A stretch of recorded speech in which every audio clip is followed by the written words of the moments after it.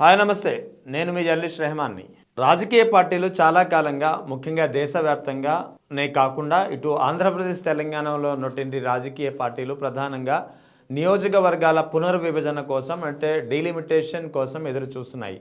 ఈ డీలిమిటేషన్కు సంబంధించి ఇప్పుడు కీలకమైనటువంటి వ్యాఖ్యలు ఎవరైతే బీజేపీ సీనియర్ నేత ఎంపీ కె లక్ష్మణ్ చేశారో ఈయన చేసినటువంటి వ్యాఖ్యలు ఇప్పుడు ఒక్కసారిగా చర్చనీయాంశంగా మారాయి.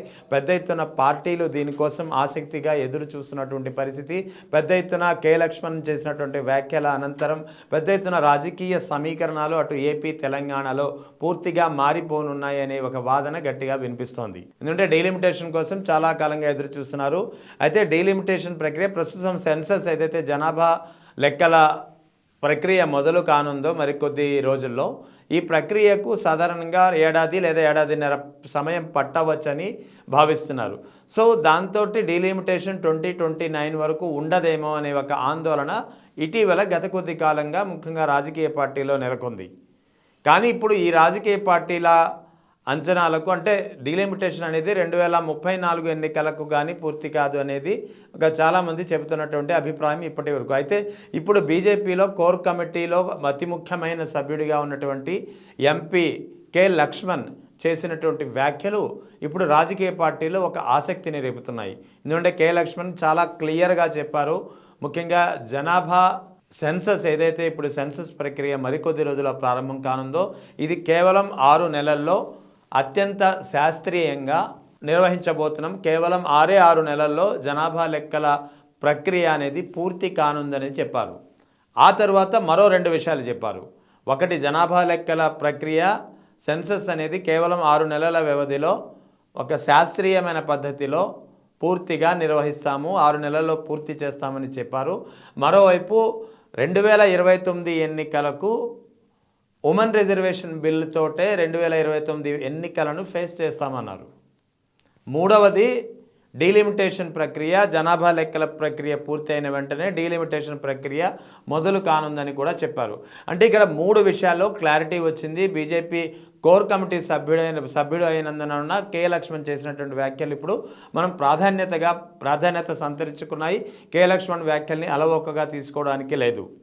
బీజేపీలో కోర్ కమిటీ సభ్యుడు చాలా సీనియర్ కాబట్టి ఆయన చేసినటువంటి వ్యాఖ్యలు ప్రధానంగా ప్రస్తావించుకోవాల్సి వస్తుంది. అందుకే రాజకీయ పార్టీలు ఈ వ్యాఖ్యలను అంత తేలిగ్గా తీసుకోవడం లేదు. ఖచ్చితంగా డీలిమిటేషన్ కోసం ఏదైతే పార్టీలు ముఖ్యంగా తెలంగాణలో కాంగ్రెస్ బీఆర్ఎస్ పార్టీలు ఎదురు చూస్తున్నాయా, ముఖ్యంగా ఏపీలో అయితే తెలుగుదేశం వైఎస్ఆర్సీపీ జనసేన పార్టీలు ఎదురు చూస్తున్నాయి, అదేవిధంగా బీజేపీ ఎదురు చూస్తుందో ఈ డీలిమిటేషన్ ప్రక్రియ ఖచ్చితంగా 2029 ఎన్నికల నాటికి డీలిమిటేషన్ ప్రక్రియతోనే ఎన్నికలు జరగనున్నాయి.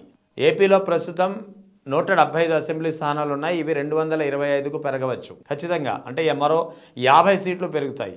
ఇక తెలంగాణలో 118 అసెంబ్లీ సీట్లు ఉన్నాయి. ఇవి 151 లేదా 153కు పెరగవచ్చు అనేది ఒక అంచనా. ఇక ఎంపీ సీట్లు ఏపీలో 25 ఉన్నాయి, తెలంగాణలో 17 ఉన్నాయి. ఎంపీ సీట్లు ఖచ్చితంగా ఎన్ని పెరుగుతాయనేది ఇంకా అంచనా లేకపోయినా ఖచ్చితంగా ఇవి కూడా పెరగవచ్చు. ఏపీలో అయితే దాదాపు 4 నుంచి 5 ఎంపీ స్థానాలు, తెలంగాణలో కనీసం 3 ఎంపీ స్థానాలు పెరిగే అవకాశాలు ఉన్నాయి. అంటే వాస్తవానికి ఏపీలో 29 లేదా 30 ఎంపీ స్థానాలు అయితే తెలంగాణలో 20 స్థానాల వరకు పెరగవచ్చు అనేది ఒక అంచనా ఉంది. సో ఓవరాల్గా ఇక్కడ వైఎస్ఆర్ కాంగ్రెస్ పార్టీ కానీ, తెలుగుదేశం కానీ, బీజేపీ కానీ, బీఆర్ఎస్ కానీ, జనసేన కానీ, కాంగ్రెస్ కానీ, బీజేపీ కానీ ఈ అన్ని పార్టీలకు డీలిమిటేషన్ ప్రక్రియ అనేది ఒక మంచి అవకాశం.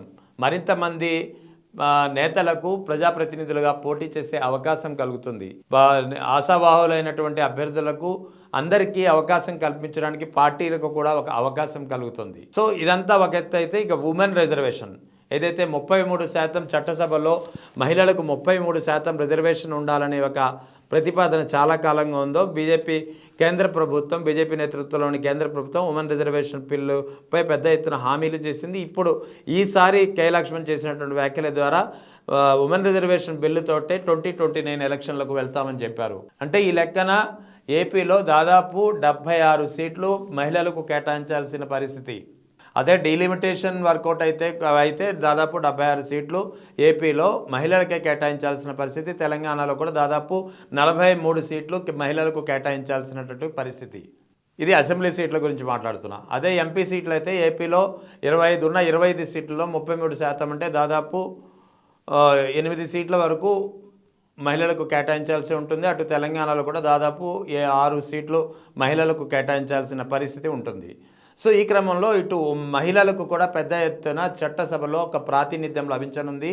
సో ఇప్పటి నుంచే పార్టీలు మహిళా అభ్యర్థుల కోసం ఎంచుకోవాల్సిన పరిస్థితి ఉంటుంది. ఖచ్చితంగా ఇక డీలిమిటేషన్ ప్రక్రియ కూడా ఉంటుంది కాబట్టి ఖచ్చితంగా మరింత మందికి అవకాశం లభిస్తుంది. సో అందుకే కేలక్ష్మణ్ చేసినటువంటి వ్యాఖ్యల నేపథ్యంలో YSR Congress party, BJP, BRS, Congress, Telugu Desam, Janasena పార్టీలో ఒక విధమైన ఆసక్తి నెలకొంది. సో డీలిమిటేషన్ ఎప్పుడైతే ఉంటుందో ప్రజాప్రతినిధులు కూడా చాలా ఆసక్తిగా ఎదురు చూస్తున్నారు. సో 2029 ఎలక్షన్ సందర్భంగా 2029 ఎలక్షన్స్ని ఇటు డీలిమిటేషన్ ప్రక్రియ, అటు ఉమెన్ రిజర్వేషన్స్తో ఉండనుండడంతో మరింత మంది రాజకీయ నిరుద్యోగులకు అవకాశం దొరుకుతుంది. చాలామంది మహిళలు ఈసారి చట్టసభల్లో ప్రాతినిధ్యం వహించనున్నారు.